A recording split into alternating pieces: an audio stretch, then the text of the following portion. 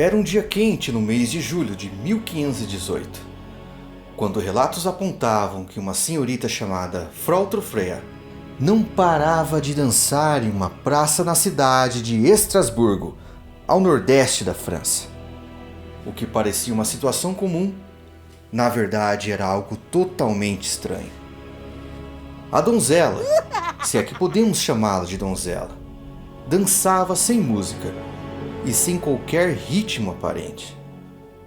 Ela simplesmente não parava e atravessava dia após dia com sua dança, o que despertou muita curiosidade das pessoas que ali passavam. E, historicamente falando, muitas dessas pessoas se juntaram a ela numa dança que iria até a exaustão, e em muitos casos, seguido de morte. Esse é um dos fatos mais intrigantes do século passado, e eu irei te revelar como foi o desfecho dessa história. O meu nome é Paulo Andrade e você está no Rei dos Fatos. Aproveite para se inscrever aqui no canal e apertar o botão de curtir, porque em terra de YouTube, quem tem um like é rei. Ela dança dessa forma por cerca de uma semana e cai de exaustão, mas logo recupera suas forças e segue dançando, ignorando a fome, as dores e a vergonha. Quando ela é levada da praça, nada mais adianta, pois outras pessoas seguiram seus passos, e no mês seguinte já seriam centenas de dançarinos que estariam envolvidos nessa praga da dança. Esse ato incomum, que atingiu uma legião de adeptos da Frau Trofréa, não ficou somente reservada à região de Estrasburgo. A epidemia da dança, termo que foi denominado pelas provas históricas, foi registrado em diversos locais da era medieval e início da era moderna, mais especificamente na Alemanha, na França e em outras partes da chamada Sacro Império Romano. O que levou essas pessoas a começarem a dançar? Naquela época, esses eventos eram interpretados como punição divina ou possessão demoníaca, e combatidos com respostas religiosas, como missas, procissões ou intervenção direta de padres.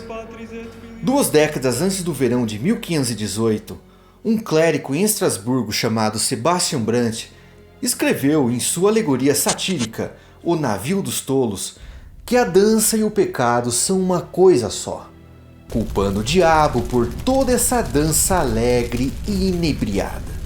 E qual foi o real motivo que levou toda essa gente a dançar, você se pergunta? São diversas teorias bem plausíveis, como por exemplo o fato de que Frau Trofréa era símbolo do sofrimento do estresse pós-traumático devido aos costumes da Idade Média em relação à cultura patriarcal, ou seja, as mulheres eram sujeitas a todas as vontades dos homens que elas eram casadas. Então isso foi o gatilho para saírem dançando.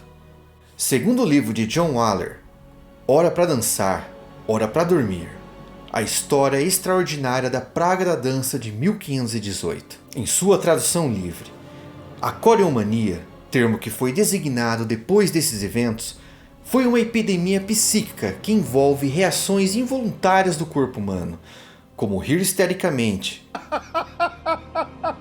ou desmaiar. A hipótese mais forte é que as pessoas tiveram uma histeria coletiva ocasionada pelos tempos de extremo estresse. Naquela época, a população sofria muito com as doenças crônicas, inundações, frio e fome, o que faziam elas entrarem nessa dança macabra. Mas o que de fato falava na época desses acontecimentos? A primeira possibilidade tinha a relação que as pessoas estavam possuídas por demônios ou estavam com o sangue superaquecido. Também se cogitava que a população pudesse ter sido envenenada por um fungo ergot que cresce em grãos e nos centeios. Esse fungo continha componentes do LSD, que causa alucinações. Essa hipótese foi logo descartada, depois de descobrirem que várias regiões não podiam ter esse fungo, e também que o longo período que a dança era praticada, os efeitos do fungo não eram tão duradouros quanto a dança. A forma para conter esse problema foi um ato desesperador. As pessoas concluíram que a melhor maneira de ajudar os dançarinos compulsivos era estimulá-los mais ainda para que caíssem em exaustão o quanto antes. Por isso colocaram músicos para incentivar a dança e contrataram dançarinos para que bailassem com os infectados. Nada disso funcionou, pois muitos dançavam até a morte.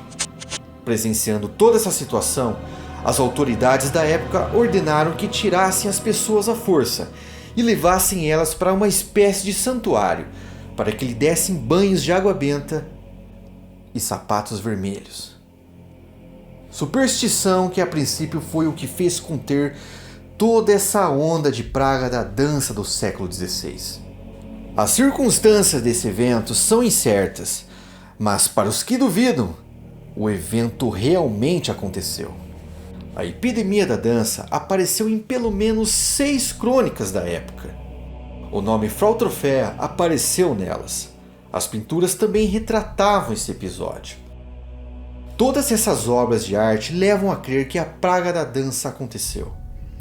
Em 2022, o ano da temida pandemia, essa história voltou em evidência.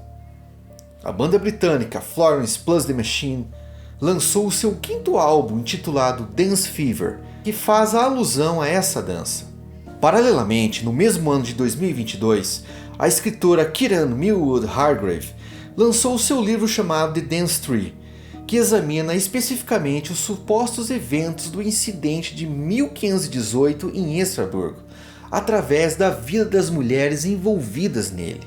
Na versão de Hargrave, a praga da dança aflige apenas as mulheres, começando com a Frautroféia, que se movimenta como se estivesse sendo puxado por 2 cordas diabolicamente presas aos seus membros, e se expandindo até formar um esmagador amontoado de corpos pulsantes, que desestabiliza tudo ao seu redor. O que aprendemos com esse relato? A dança nem sempre é bonita. Ela pode ser feia, assustadora, suada, uma exibição de espasmos, caretas e membros retorcidos. É uma forma bastante literal de mostrar autonomia. Ela parece dizer: ninguém pode me impedir de me mover. Esses distúrbios em massa sempre cativaram os artistas. Existe algo fundamentalmente fascinante nos momentos em que o tecido social se rompe e as convenções são substituídas por acontecimentos incomuns e inexplicáveis. No caso da coreomania, o que emerge não é um sentido de encantamento ou autodestruição, mas de protesto. Hoje, a ideia da praga da dança surge não só como uma esquisitice, mas como algo mais libertador. Uma dança que não pode parar pode ser assustadora, mas também tem o seu fascínio. A praga da dança é um símbolo e uma curiosidade histórica. A ideia central é simples. Um grupo de pessoas começa a dançar e não consegue parar. Mas o motivo da dança e seus propósitos permanece uma questão em aberto, o que pode ser formulada muitas e muitas vezes, com diferentes respostas, dependendo do que se procura, como loucura, fome, protesto, liberdade, prazer, êxtase. O que você achou dessa história? Escreve aqui nos comentários. Não se esqueça de curtir esse vídeo e de se inscrever aqui no canal Rei dos Fatos. Nos vemos no próximo vídeo.